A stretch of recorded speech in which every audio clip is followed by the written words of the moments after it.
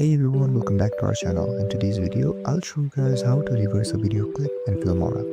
If you want to add your creativity to your editing and want your viewers, this video is for you. So first, open the Filmora app on your mobile device.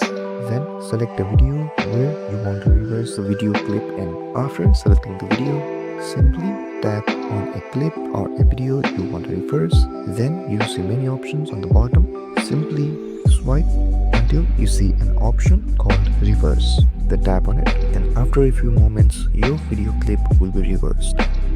And this is it. Now you guys know how to reverse a video clip in Filmora. If this video helped you, don't forget to like, share and subscribe, and comment down below if there is anything else I can help you guys with.